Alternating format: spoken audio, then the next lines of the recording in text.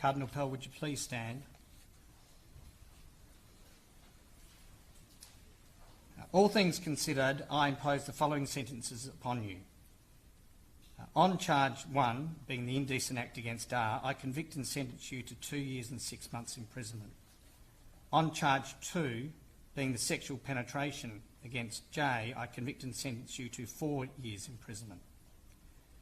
On charge 3, being the indecent act against J, where you touched his genitals, I convict and sentence you to 2 years and 6 months imprisonment.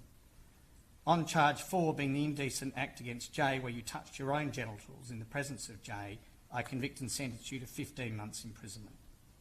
On charge 5, being the indecent act against J during the second episode, I convict and sentence you to 18 months imprisonment.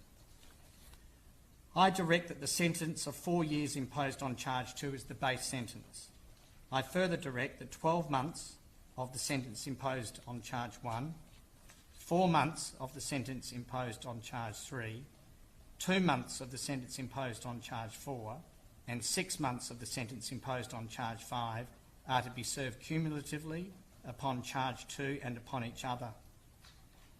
This means that I sentence you to a total effective sentence of 6 years imprisonment. I set a non-parole period of 3 years and 8 months. That means you will become eligible to apply for parole after serving this non-parole period. Your release on parole will be a matter entirely for the parole board. I declare the 14 days imprisonment you have already served in pre-sentence detention as time reckoned as already having been served upon the sentences that I've imposed. You can be seated. Thanks, Cardinal Pell. Cardinal Pell has been convicted on 5 charges dating from the 1990s. One of his alleged victims denied that he was harmed by Cardinal Pell until the day he died, yet that did not stop the Australian courts from convicting Pell on those charges. Late last night, the world outside of Australia received word that Pell will spend at least 4, if not 6 years in prison. As can be expected, the secular press is having a field day with this, especially in Australia, where public figures who defend Pell and have raised questions about the rather obvious issues with the trial have been quietly, if not overtly, smeared. Like I said, this was the predictable response from the media. They have a narrative to push in this, like into everything else. Given Pell's history of objecting to the spread of degeneracy in Australia, the media response is predictable. We know that he has an appeal hearing before a panel of judges this coming June. Pray for the result of that hearing to be just, for the truth to come out, and for the right thing to be done. If he was guilty, then let justice commence. If he was innocent, pray that his name is cleared. That having been said, the media response isn't all that interesting. What is interesting, or perhaps sad, is the response from the Holy See press office. Quoting from a piece by George Weigel in the Catholic World Report, given all this, it is not easy to understand why, the day after the conviction was announced publicly, the interim Vatican press spokesman Alessandro Gassotti reiterated the mantra that has become habitual in Vatican commentary on the Pell case. The Holy See, Gassotti said, has maximum respect for the Australian judicial authorities. Why say this? It is precisely the Australian judiciary and the lynch mob atmospherics in Melbourne and elsewhere that is on trial today in the global court of public opinion. There was no need for such gratuitous puffery. Mr. Gassotti could have and should have said that the Holy See awaits with interest and concern the results of the appeal process, and that hopes that justice will be done. Period. Full stop. No flattery. Above all, no hint of a suggestion that the Holy See believes that the Australian police and judicial authorities have done their job fairly, impartially, and respectably thus far. Shortly after Mr. Gassotti's comment, it was announced that the Congregation for the Doctrine of the Faith was beginning its own canonical inquiry into the Pell case. In theory, and one hopes in practice, the CDF investigation can be helpful. Properly conducted, it will exonerate Cardinal Pell of the preposterous charges on which he was convicted, because there is zero evidence that the Cardinal abused 2 choir boys, and ample evidence that the abuse could not have occurred in the circumstances in which it allegedly happened. So justice can be done by the Holy See, whatever the ultimate outcome in Australia." End quote. Let's have a brief look at what one conservative Christian in Australia said to EWTN about this case. It's a short clip. We go now to Australia. Peter Westmore, former president of the National Civic Council, which is an Australian conservative Christian lobby group, joins us now. Peter, you attended both trials, and you say every evidence presented shows that Cardinal Pell couldn't have done this. Then why do you think that the jury convicted him? I think you have to look at the state of public opinion in Australia. We've just been through a royal commission into sexual abuse of children in religious institutions which focused on the Catholic Church.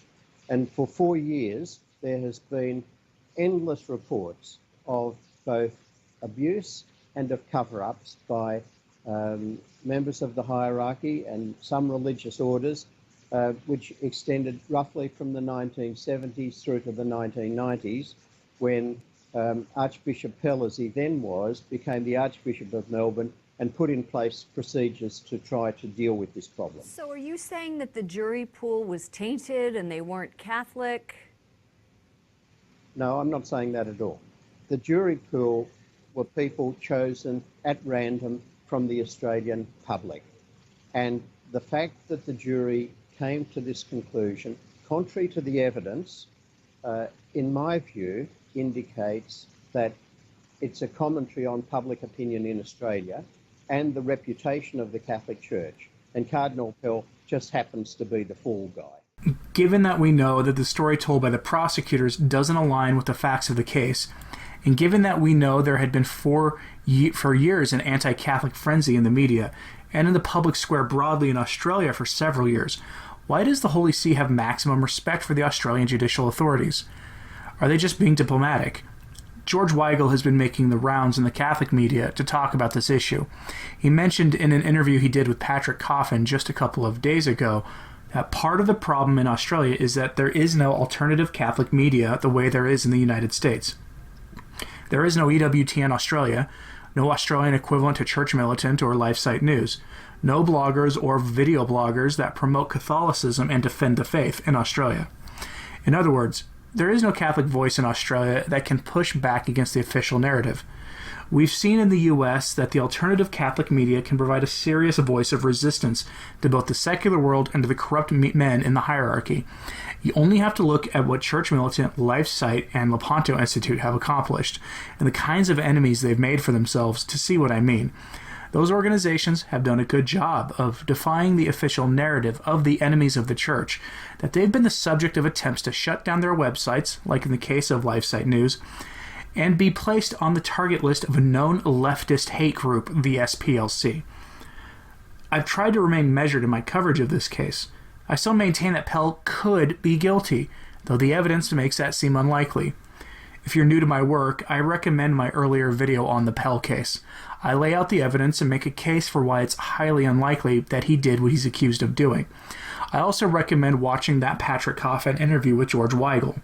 I can put links to both videos in the description for ease of viewing.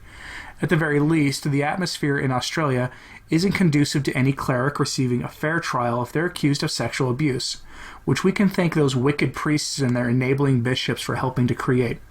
The same is true in the United States, where there is an atmosphere of increased hostility that has led to the recent murder of a priest who had been in the past credibly accused of abusing children. This, combined with the history of the church has of being literally the only organization that consistently stands up against the furthering of degeneracy in the public square, has earned the church a lot of enemies. Of course, she has enemies because the church teaches Christ crucified, and the enemies of the church absolutely hate Christ and everything and anything that promotes the gospel. Thank you for listening and for your support. If you want to support my work, there are options in the description of this video. I ask that people continue to pray and do acts of penance for the liberation and exaltation of the church. I'm Anthony Stein. Viva Cristo Rey.